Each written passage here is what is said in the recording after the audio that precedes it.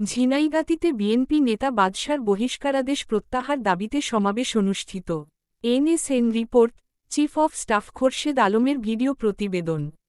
শেরপুরে ঝিনাইগাতীতে তারেক রহমানের ৩১ দফা বাস্তবায়ন ও জনপ্রিয় বিএনপি নেতা আমিনুল ইসলাম বাদশার বহিষ্কারাদেশ প্রত্যাহারের দাবিতে ধানসাই ইউনিয়ন বিএনপির উদ্যোগে এক সমাবেশ অনুষ্ঠিত হয়। সোমবার ২৮ জুলাই বিকালে উপজেলার ধানসাইল উচ্চ বিদ্যালয় মাঠে এই সমাবেশের আয়োজন করা হয়।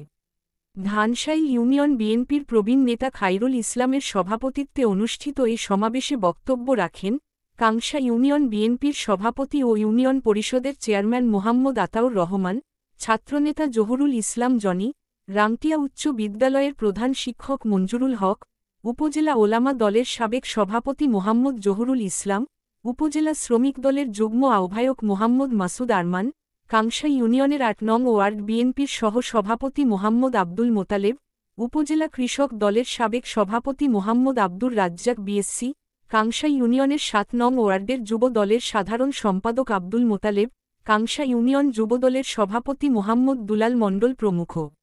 সমাবেশে বক্তব্য বলেন ঝিনাইগাতী উপজেলার সবচেয়ে জনপ্রিয় বিএনপির নেতা ৩ বারের উপজেলা চেয়ারম্যান ক্লিন ইমেজের একমাত্র নেতা আমিনুল ইসলাম বাদশা। তিনি জেলে থেকে উপজেলা নির্বাচনে আওয়ামী লীগ প্রার্থীকে পরাজিত করে উপজেলা চেয়ারম্যান নির্বাচিত হন। ২০২৪ সালে উপজেলা চেয়ারম্যান নির্বাচিত হওয়ার পর দল থেকে তাকে বহিষ্কার করা হয়। দলীয় কোন্দলের জেরে প্রতিহিংসার কারণে তাকে বহিষ্কার করা হয় বলে বক্তারা দাবি করেন। আমিনুল ইসলাম বাদশাকে দল থেকে বহিষ্কার করায় উপজেলা বিএনপি দুর্বল হয়ে পড়েছে। অবিলম্বে আমিনুল ইসলাম বাদশার বহিষ্কারাদেশ প্রত্যাহারের দাবি জানান। নেতাকর্মীরা এ বিষয়ে দলের ভারপ্রাপ্ত চেয়ারম্যান তারেক রহমানের সুদৃষ্টি কামনা করেন। অন্যথায় বৃহত্তর আন্দোলন কর্মসূচির ঘোষণা দেবেন বলে হুঁশিয়ারি দেন তারা। এই সমাবেশে বিএনপি, অঙ্গ ও সহযোগী সংগঠনের সহস্রাধিক নেতাকর্মী ও স্থানীয় জনগণ অংশগ্রহণ করেন। সমাবেশ শেষে একটি বিক্ষোভ মিছিল ধানসাইল বাজারের বিভিন্ন সড়ক প্রদক্ষিণ করে। Khorshed Alam, news of 69, ANB multimedia, Jhenaigati, Sherpur. একজন আদর্শ এবং নীতিবান নেতা ছিল, তার নেতৃত্বে আমরা বিএনপি করি। তার সুযোগ্য পুত্র জনাব মোহাম্মদ জহুরুল ইসলাম জনি সাহেব। ধরনের অলঙ্কার নাই। তিনি যখন ফিরে আসেন সেই সময় তাকে কিছু অলঙ্কার দিয়ে দিয়েছিলেন। আমাদের মা খালেদা জিয়াকে কিছু অলঙ্কার উপহার দিয়েছিলেন। কে? সৌদি বাদশার স্ত্রী। বিমান দিয়ে আসার পরে বাংলাদেশে নামার পরে আমাদের শহীদ প্রেসিডেন্ট জিয়া রহমান সাহেব বলছিল, বেগম খালেদা জিয়া বড় অলঙ্কার করে জমা দিয়ে দাও। কোথায়? ওই রাষ্ট্রীয় কোষাগার। ওটা তো তোমাকে দেওয়া হয় না, প্রেসিডেন্টের স্ত্রী হিসেবে তোমাকে দেওয়া হয়েছে, ব্যক্তিগত ভাবে তোমাকে দেওয়া হয় নাই। তিনি এখানে একজন প্রেসিডেন্ট ছিলেন, তিনি রাষ্ট্রীয় কোষাগারে জমা দিয়ে দিচ্ছেন তার স্বর্ণ অলঙ্কার। কথা বুঝতে পারছেন? এমন প্রেসিডেন্টের এমন আদর্শের নীতিতে আমরা বিশ্বাসী বিএনপি। আজকে আমরা কোথায় আছি?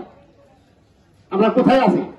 দেশ নায়ক তারেক রহমান সাহেব অত্যন্ত সুন্দরভাবে সেই লন্ডন থেকে এত সুন্দর নির্দেশনা দিচ্ছেন, তা আপনারা সবাই দেখি, আপনারা দেখতেছেন, দেখছেন না?